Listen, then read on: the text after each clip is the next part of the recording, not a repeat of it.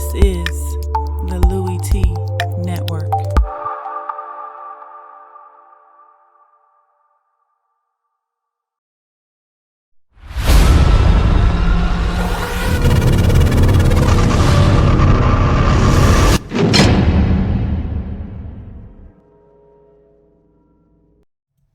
Who else could it be?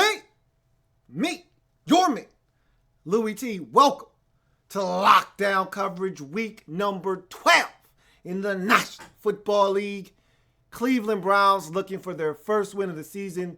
The New York Football Giants looking to improve to 8-3 on the season. 6-game winning streak on the line as the Giants look to keep pace with the 10-1 Dallas Cowboys. Big game for the Giants, for the Browns, just looking to get on the board, man. We just looking to get one. So we'll break this game down here in a second. But first and foremost, if you haven't already done so, what are you waiting on? Subscribe to the Louie Tee Network for more great content in 2016 and beyond, man. Look, we looking to change the game over here. Want you to help us do that by hitting that red subscribe button for more great content on this network. So also, I'm on Twitter at In the Lab Room. That's the Twitter handle.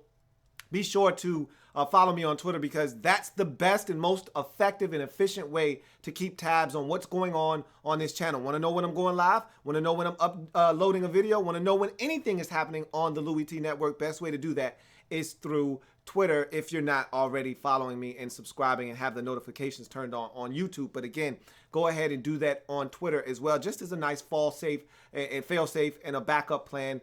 Go ahead, follow me on Twitter, turn on the notifications so you'll be locked into what's going on the Louie Tee Network. If you just want to chop it up, talk football, you can do that on Twitter as well, man. At In the Lab Room is the Twitter handle. Give me a follow, and I'm on Facebook as well. In the Lab Room is the Facebook page. Go ahead, give me that thumbs up. Looking to do some different things on Facebook down the road. I'm dragging my feet with it, but eventually it's going to get done. And again, just be ahead of the curve. So when it does occur, you're not in the dark. So like the Facebook page, In the Lab Room. Follow me on Twitter at In the Lab Room. And also, most importantly, make sure that you subscribe to the Louie Tee Network on YouTube. All of my social media platforms right up above in that center box scrolling across the screen. So with that being said, let's run through this game because it's been the season for this game, to me, a microcosm of the season for this Cleveland Browns football team. They hang in. You think they got a shot, and they make all of the plays to help lose them the game instead of win them the ball game. And this game was no different. Let's break this thing down. Likes, dislikes,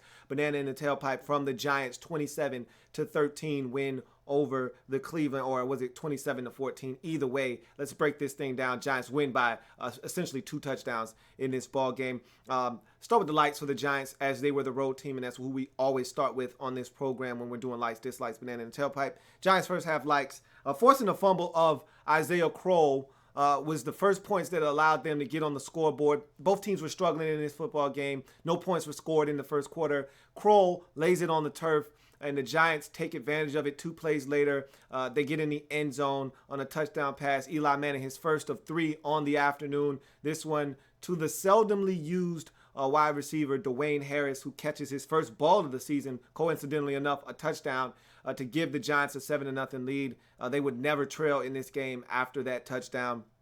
A big play there. And that's what the bad teams in this league do. They find ways to lose games. You turn it over 2 plays later. Instead of you getting a stop or forcing a field goal, you give up a touchdown, and the Giants take the lead 7-0. And then a touchdown right before the half to Odell Beckham Jr., ODB. Shame on you if you step to the old dirty Beckham. You know what he's about. Catches the football, and he's one of those guys that when you give him space, he does a lot of his damage yards after the catch. Yes, he'll beat you on a 9 route. Yes, he'll beat you on a deep post across the middle of the field on play action fake. But where he does his most damage is these slants, these dragging routes, these shallow crossers.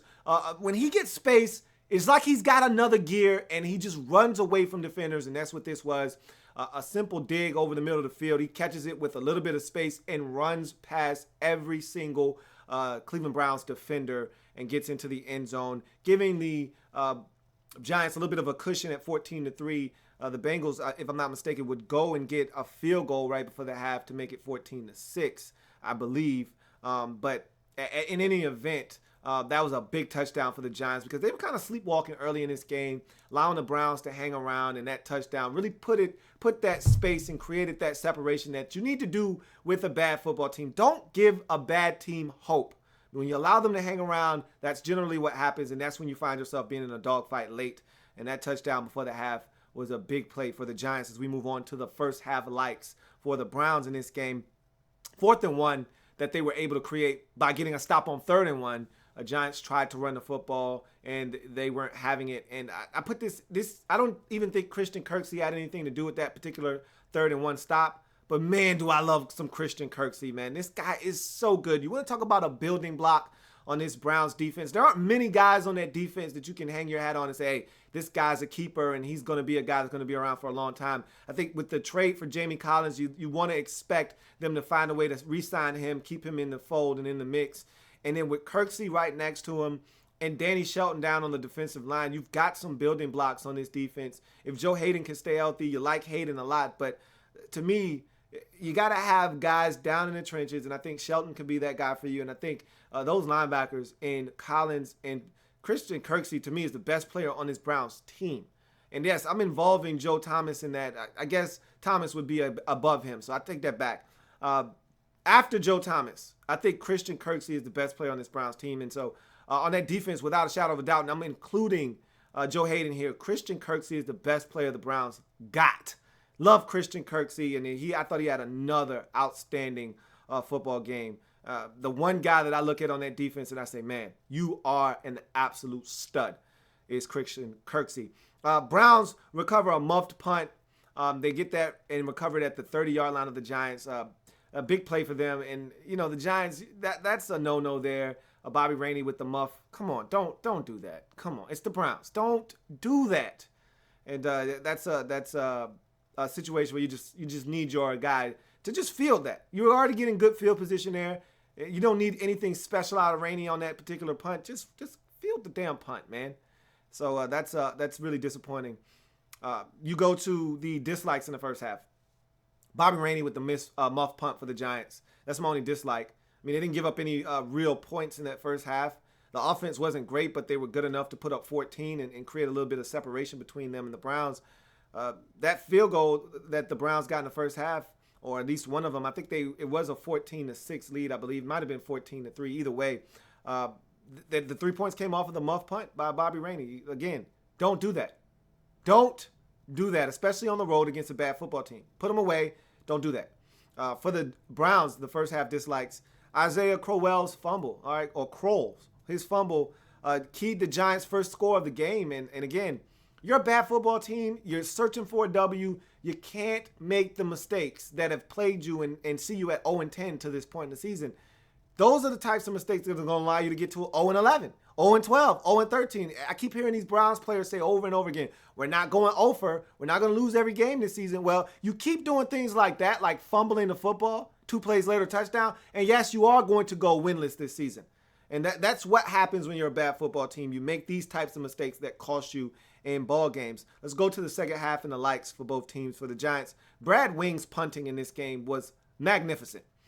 He kept the Browns pinned all day. And even when he messed up, Duke Johnson misplayed the football and allowed it to bounce. And it took a hell of a Giants bounce. And Brad Wing was able to pin them inside the 20 yet again. He flipped field position all game long. He did a magnificent job of just making sure that the Browns had horrible field position. If for a team that struggles with moving the football, scoring points, that's what you want to do. And I thought Brad Wing was one of the MVPs of this game for the Giants. ODB on punts. I like that. I like it a lot.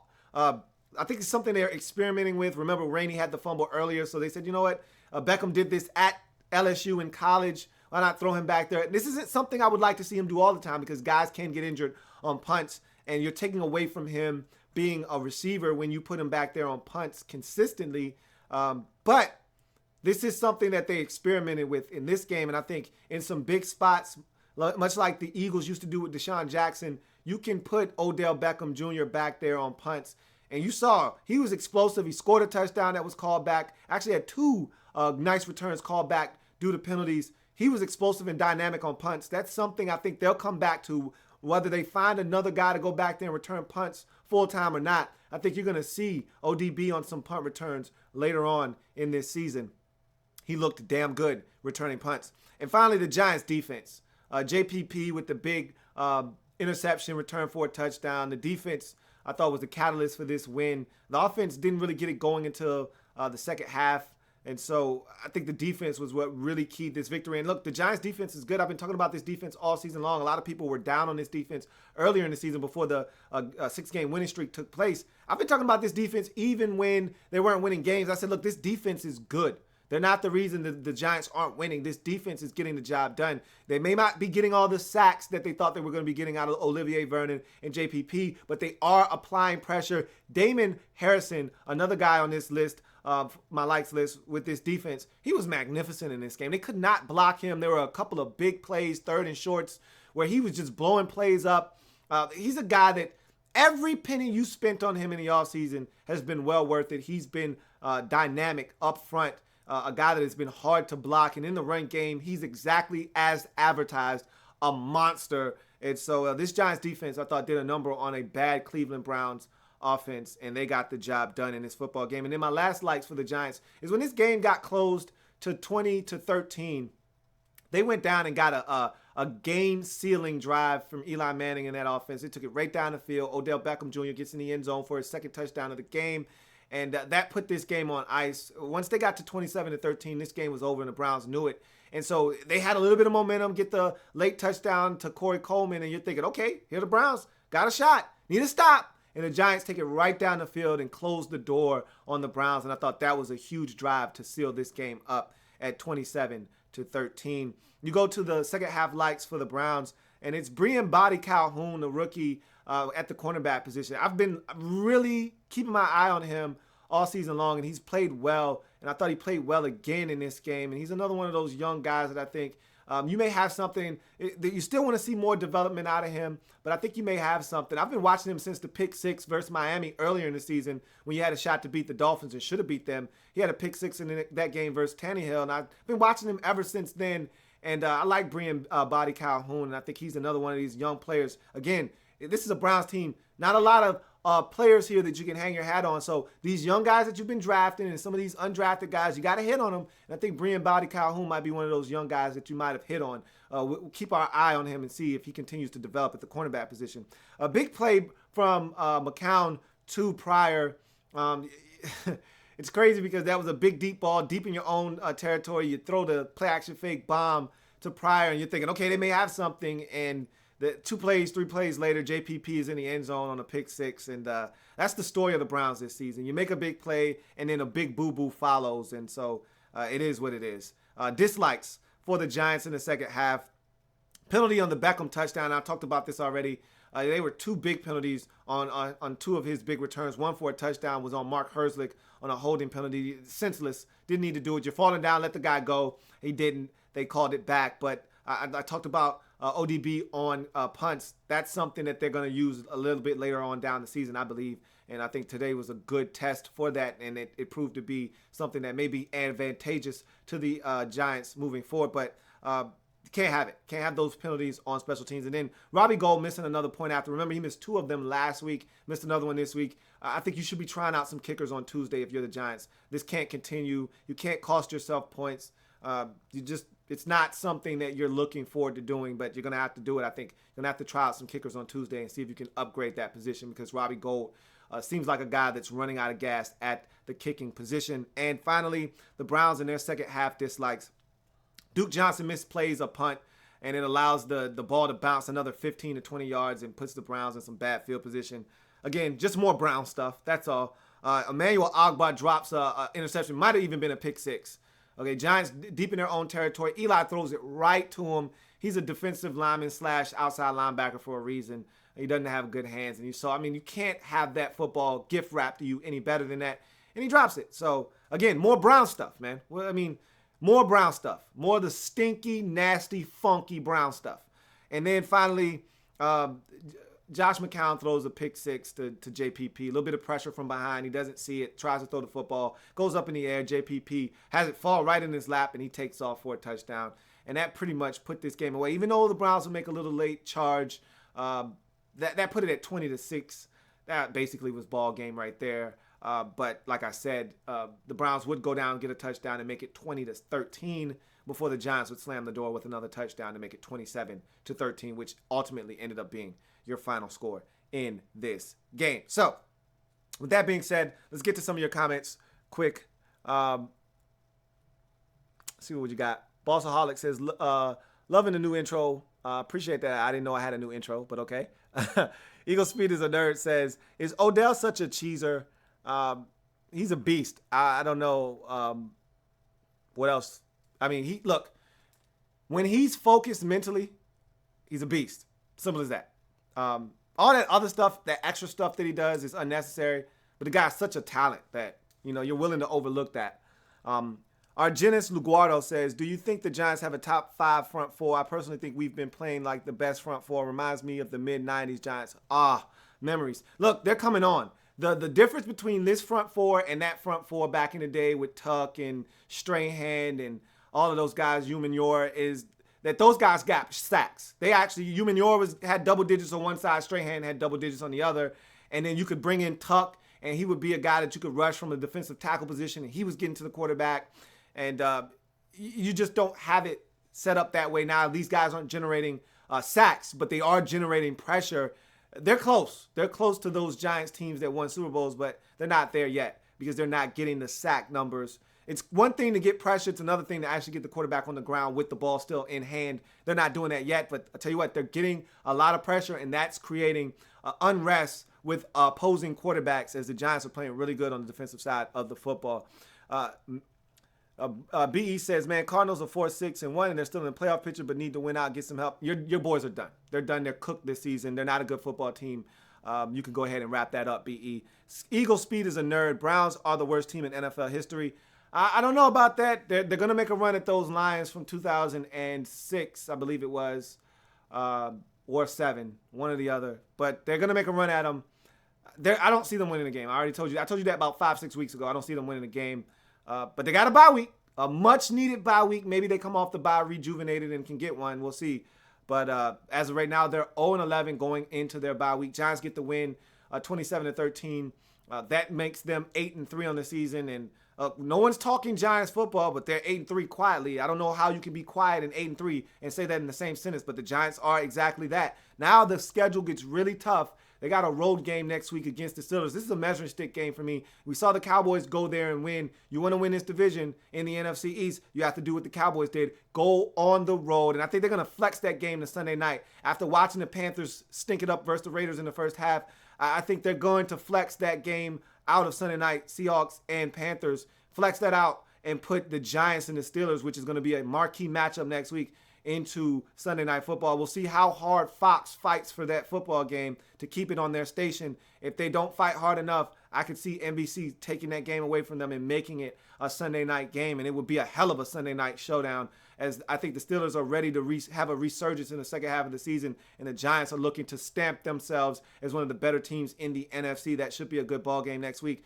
as the Giants are now 8-3 after keeping the Browns winless on the season at 0-11 with the 27-13 victory. That's going to do it for me here on The Breakdown. Got plenty more games to break down, as you, of course, know. If it happens in the National Football League, whether big or small, we cover it all here in the Lab Room on lockdown coverage. Giants get the win 27-13, run their record to 8-3. Browns drop to 0-11. They're going on a bye. They need it. Hopefully they come back off the bye and find a way to win.